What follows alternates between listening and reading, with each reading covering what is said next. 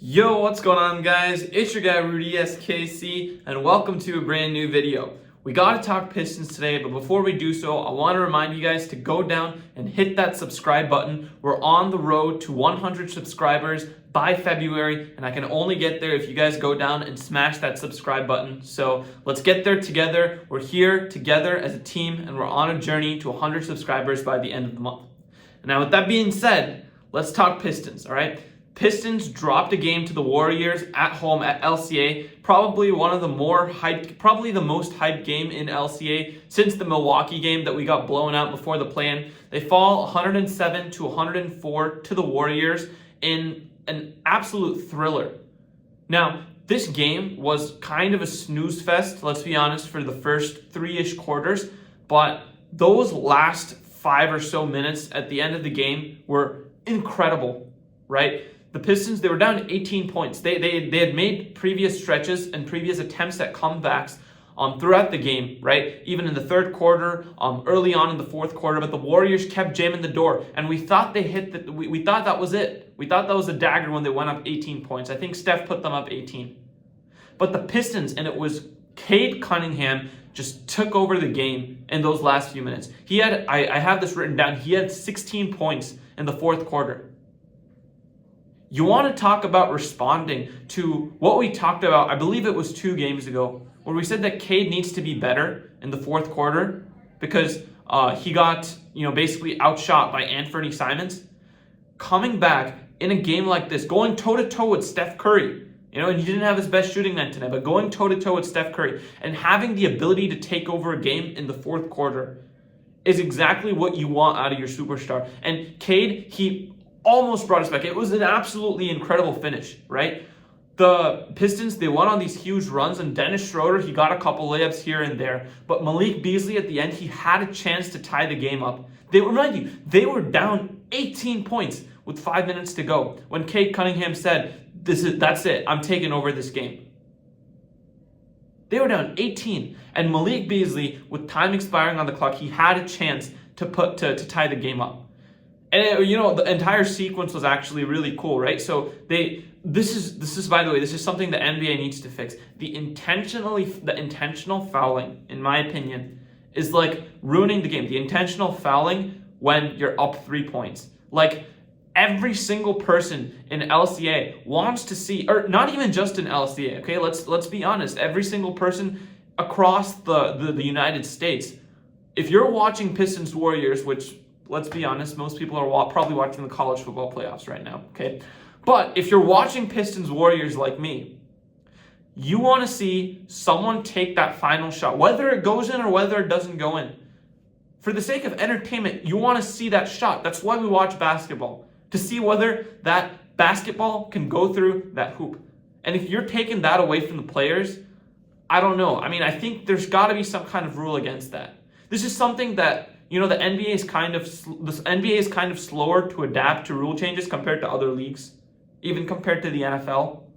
Whenever the NFL sees something, they immediately have a discussion on how to remove it. Sometimes they add too much stuff into football, like the kickoff, the dynamic kickoff this year. Probably a miss. But when the concussion injury stuff happened, what did the NFL do? They allowed players to play with the added protection, the added protective helmets. They made that change, and the NBA has been slow to make some changes. And this is something that I really think needs to be, I really need them to hit the nail on this, because for the sake of the viewership product, that needs to change. But let's actually, if we're looking at this game, maybe that might have helped the Pistons that they actually fouled. So going back to the sequence, right? Pistons are down 4. Cade hits the first free throw. So he gets fouled, right? They're up 4. Hits the first free throw. The second free throw, he intentionally misses it. But because of the way he intentionally missed it, it was hard to tell whether it hit the rim. Now, I, as a viewer, I knew it hit the rim. JB Bickerstaff knew it hit the rim. Pretty much everyone on the court knew it hit the rim, except for the referee somehow, right?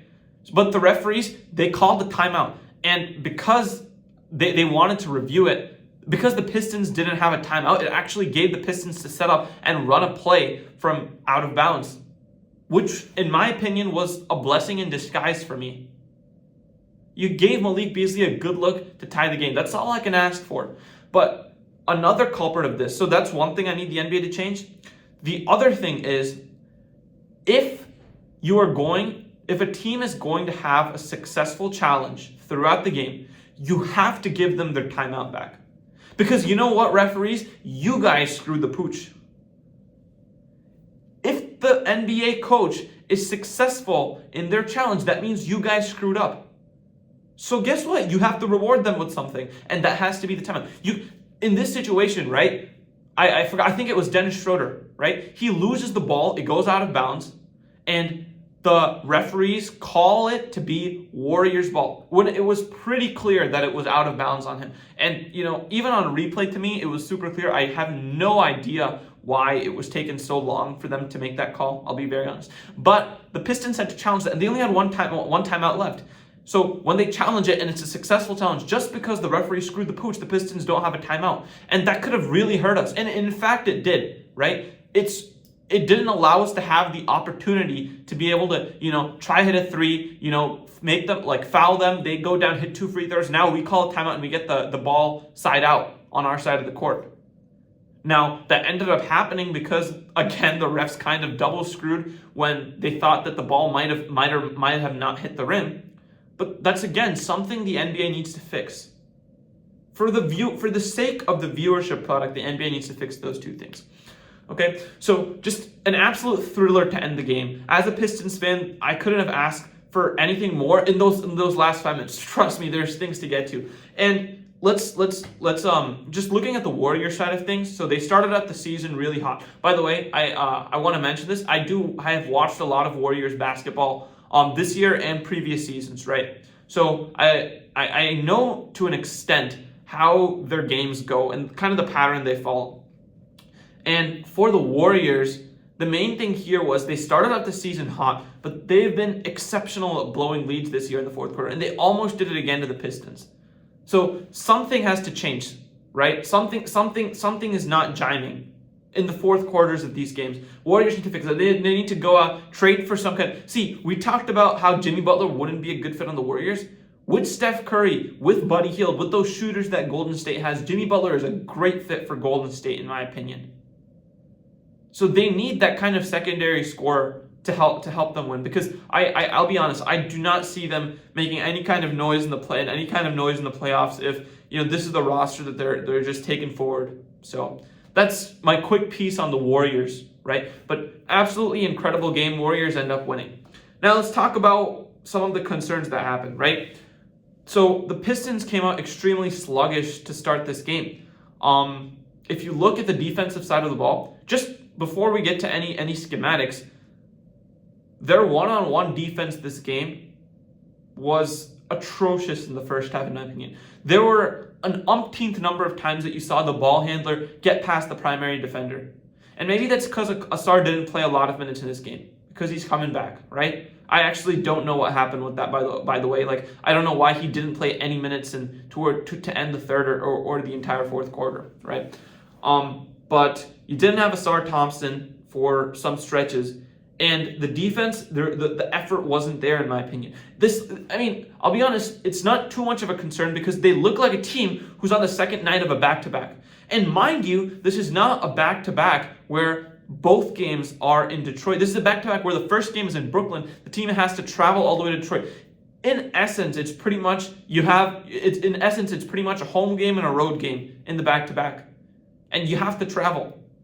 So if you're the Pistons, you can't come out with that level of effort. But if we look and try to understand why, you can kind of come up with that reasoning there.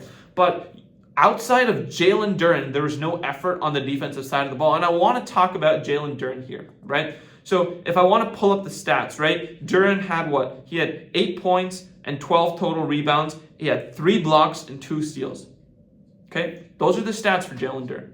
And to me, the stats tell the story, because Jalen Duren tonight was one of the best versions of Jalen Duren we've seen. The last stretch of games for Jalen Duren is the Jalen Duren that we want to see going forward. There's all this criticism going on about Jalen Duren, right? But when he plays well, we got to give him his flowers. And tonight he was incredible. And a lot of the foul calls that they called on him to get him into foul trouble, in my opinion, were BS too. I can't forget about that. Just because I talked about the referees at the end, they were atrocious this whole game. The Pistons used 4 challenges. All 4 were successful. Steve Kerr had to use a challenge. His challenge was successful too, I believe. So, I don't know. They just absolutely terrible officiating tonight. I guess you can't do anything about that. It just happens some games. But Duren was an absolute monster. Every time, like I mentioned, people were blowing past dudes on one-on-one, off pick and roll. And Jalen Duren was there every time at the rim. Draymond Green had a straight lane to the basket in the first quarter. He's running full speed towards the rim. And Jalen Duren, off 2 feet, amazingly blocks the ball somehow and gets the ball into transition. That's the Duren we want to see. We want to see the Duren who can be an elite rim protector. And tonight, that's exactly what he was. He was great on the defensive side of the ball. And on the offensive side of the ball, you can see where confidence on the defensive side for Duren translates to confidence on the offensive side, right? There are times this game where, he brought the ball up and he drove it straight to the rim and he got a basket. Those are things earlier in the season that every time you saw Duren bring the ball up the court, you were like, oh my God, what's going to happen? How are we going to turn the ball over this time? But you see, when he has the confidence on the defensive side of the ball, that translates to his offense. And he's able to do crazy athletic things like that really make us think this guy's potential is limitless, right? Like, he may not, his potential is not just prime Dwight Howard, right? It could be something even greater. Now, will he reach that? It's a stretch for us Pistons fans to even expect that, in my opinion. But these are the flashes that he shows. So, big shout out to Duren. He played his butt off tonight. Great. Just unbelievable performance by him. Moving forward, taking a look at some other stuff. I want to mention this on the defensive end. Steph Curry probably had one of the worst shooting nights of this season, right? I know he's had some games where he scored single-digit points, right? But from a lot of those are because he doesn't get that many shots up, right? If you look at Steph Curry, the reason his stats are not great this year is, well, number one, he's not getting enough shots up. Number two, he's not been able to get to the rim and get efficient shots at the same rate that he was able to in previous years. And right, that happens when smaller guards tend to age, right? That's what ends up happening. And that's why you've never seen a small guard that's been able to play as well as Steph has this late into his career, right? So that's not only a big shout out to Steph, but also, shows what modern medicine has done for the NBA player. But this year, Steph has not been great at being able to get those opportunities. So he has not been able to put up the numbers. But with that being said, tonight was the opposite end of the spectrum. He had a terrible shooting night. He had so many great looks from three that were not going in. And part of the reason for that was because the Pistons were mind-blowingly confused on defense. Mind-blowingly confused. And I understand this as a young team because the Warriors system is unlike any other system in the NBA. Back in the late 2010s, even the early 2020s, where Warriors won a championship, in my opinion, it's the most beautiful style of basketball when it's at its top that has ever existed in the NBA. The Warriors' ball movement, the off-ball movement, the split screen action. Steve Kerr, that's basically the system Steve Kerr implemented when he came in as Warriors, and that was the big difference between him and Mark Jackson, who ran a much more traditional offense. And that unlocked the ability for the Splash Brothers, when you have Kevin Durant, for them to go off. So it's a very complex system. And the Pistons looked like a young team who hasn't really seen that kind of offense in this kind of competitive setting. Now, obviously, they've played the Warriors before, but not in this kind of competitive setting. Not when the other team is actively trying its hardest to win the game. So you saw a lot of times the Pistons, you had wide open cutters for easy baskets because they were double teaming. They were not looking at the off ball movement. In my opinion, Cade Cunningham, one of his biggest weaknesses is his off ball defense. You notice a lot of times he gets lost on his man because he's a great help side defender. He's a great on ball defender. But because of that, he gets a little sidetracked, and sometimes his off-ball defense leads to open threes, or his guy getting in the paint and cutting for an easy layup. And that happened a few times today too. So for the Pistons, this, in my opinion, it's a good learning experience to play a team like the Warriors, where it's confusion all the time. You have to know where Steph Curry is when he doesn't have the ball 100% of the time. And like I said, he missed a lot of shots today, but he had a lot of great open looks. On another normal night, this should have been like, I know they were up 18 points, but this probably would have been a blowout.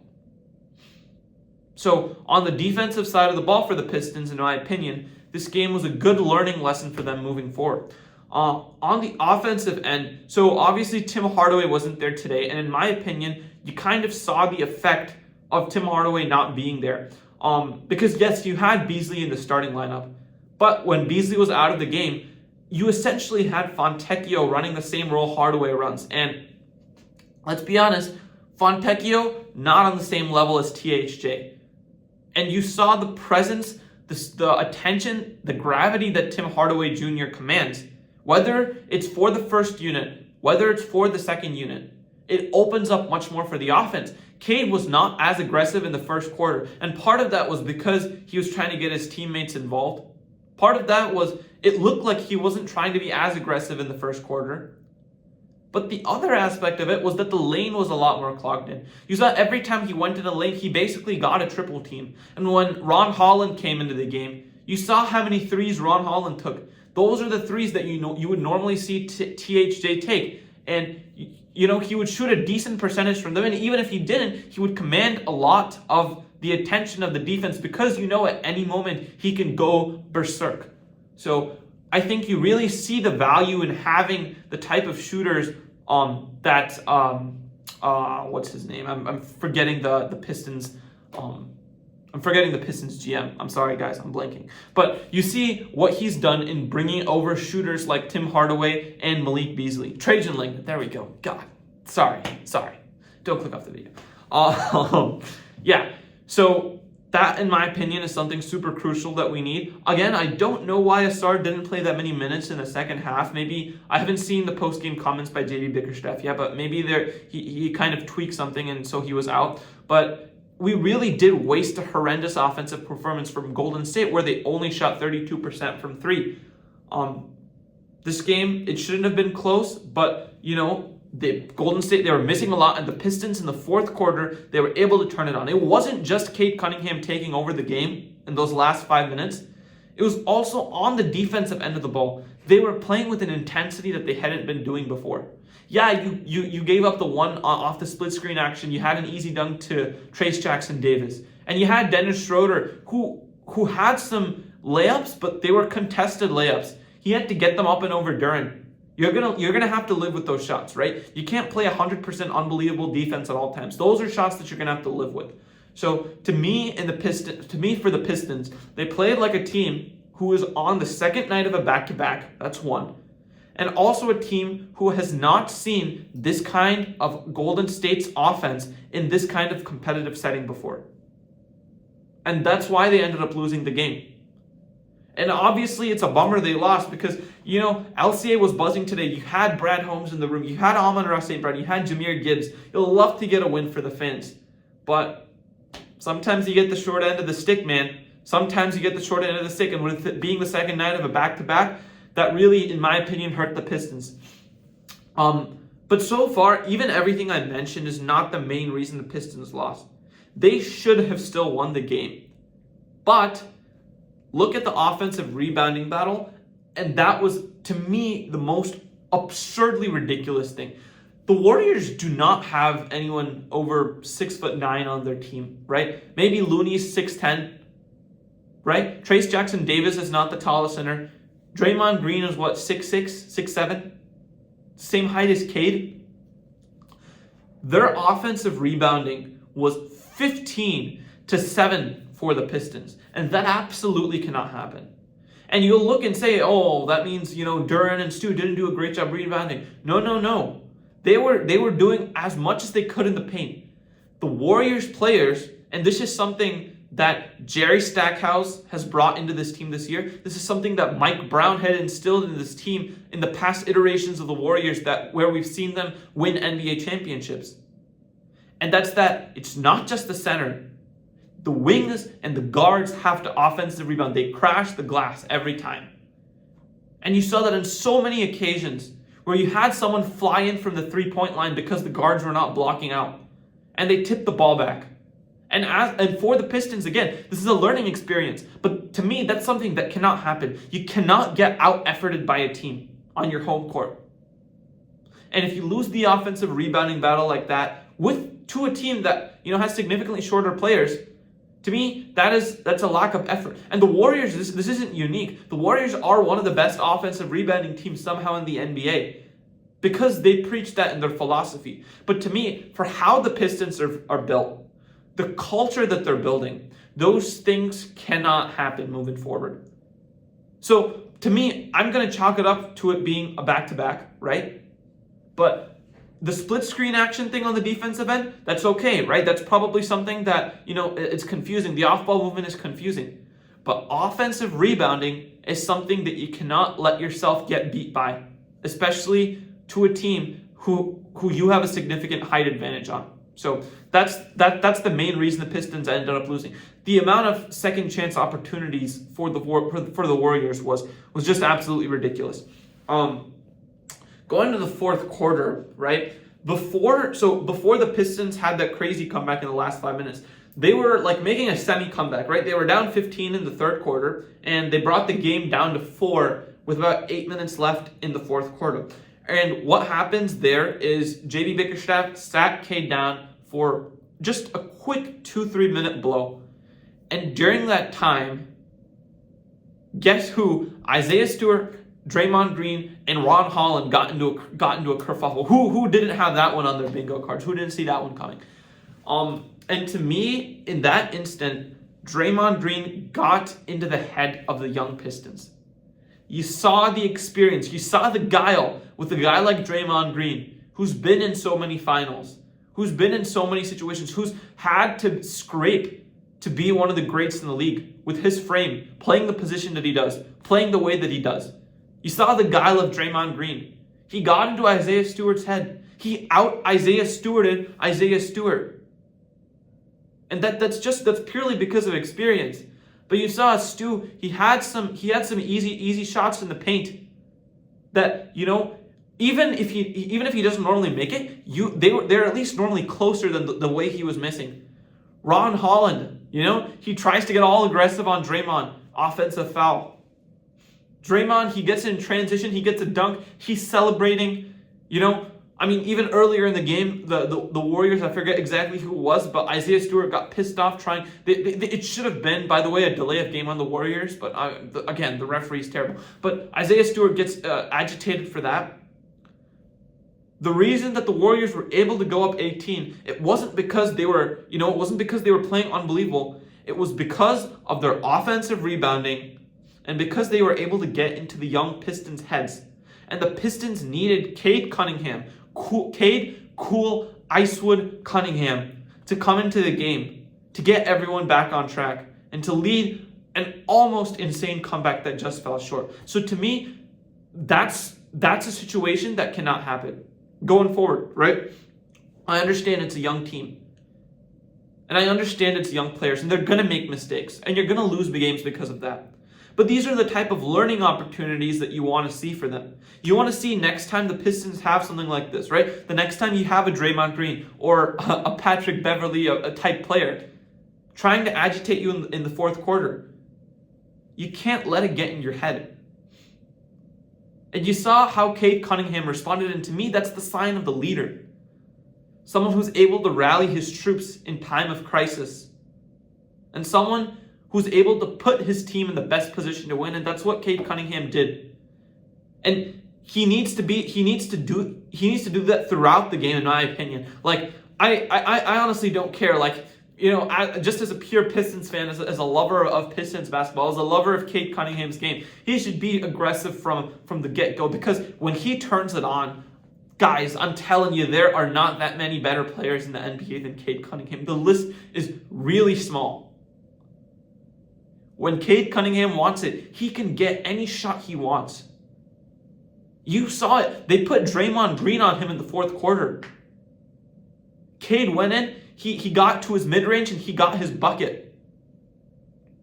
I'm telling you guys, there is nothing this guy cannot do, and we're lucky to have him as our franchise player. So, you know what? Moving forward for us, in my opinion, not a terrible loss considering that it's a back-to-back, but my main two takeaways are this. To me, from the Portland Trailblazers game, Cade Cunningham responded in the fourth quarter. And he showed why he is this team's franchise player, in my opinion. Because when the chips are stacked against you, and it's going to happen in the playoffs, the great ones are able to lead their team and will their team to victory. That's what Steph Curry has done. That's what LeBron James has done. That's what Michael Jordan did.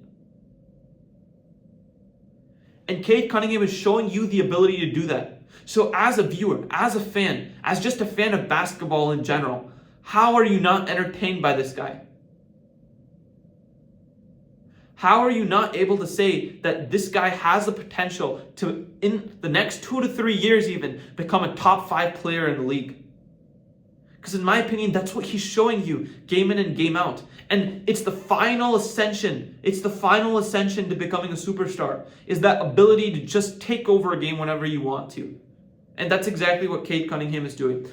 So that was my first takeaway from this game. The other takeaway is this team needs to figure out a way to sustain the non-Cade minutes, right? What happened in, to end the second quarter, or to end the first quarter going into the second quarter, as well as what happened in that small stretch in the fourth quarter, that cannot happen if the Pistons want to sustain success against good teams, right? You can beat bad teams.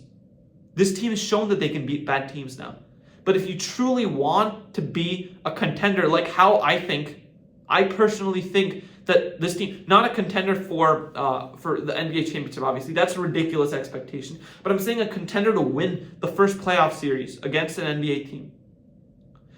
That's the thing they're going to have to fix. How do we solve the non-Cade minutes? And maybe Jaden Ivey's back for the playoffs. Maybe, I don't know. But until then, if you want to scratch and claw your way to hold on to either the 6th, the 5th, or the 4th seed, in my opinion, as the Pistons, you have to figure out the non-Cade minutes. So that's all I got for this video, guys. I know it was a longer one, but absolute thriller in LCA. One of the best games of the year, in my opinion, even though the Pistons lost. And we will be back Saturday for the next Pistons games recap. So before then, make sure you guys smash that subscribe button, and I'll see you guys later. Peace.